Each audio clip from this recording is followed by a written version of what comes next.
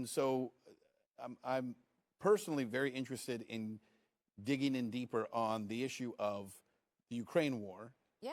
And, one of the things that you do see happen often with people like this, right? Groups like this, whatever it is that they're accusing you of is the thing that they're doing, right? 100%. I find it fascinating that over the course of this war, I was actually on a Twitter Spaces about Ukraine about a month ago, and this caller kept coming in and saying, but all the children that Russia's stolen, there's all these missing children, all these missing children. Well, the truth is there's not a huge number of missing children as a result of what Russia's done.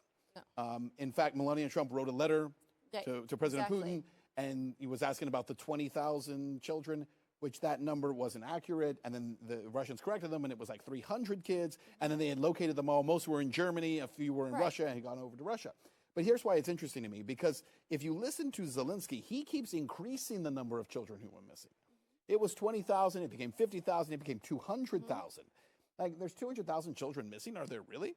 But then you start to read in his conversations with Epstein, and it feels like there actually was a plan to disappear all these children and to traffic them, and then to say the Russians took them all. Right, exactly. They always blame Putin. Like, they were trying to say that, Jeffrey Epstein was a KGB. He openly talks about, Mossad and the Rothschilds. I work for the Rothschilds, and then the mainstream media is like, "Oh, he must have been KGB." It might be Russia. He's on so Putin's ridiculous. payroll. I mean, it's comical at this point. Yeah. But there was one email, which I'm sure you saw, where they were talking about how if they took over Ukraine, there'd be lots of opportunities. I mean, you can tell they're talking about children.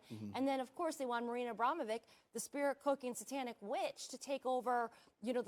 Like something that had to do with the schools or the hospitals there. I'm drawing a blank on it, but they wanted to involve her, and we all know what she's about. So, yes, of course, that's what they did with Haiti. When there's a disaster in a certain country or there's war, it's a perfect place for them to traffic children.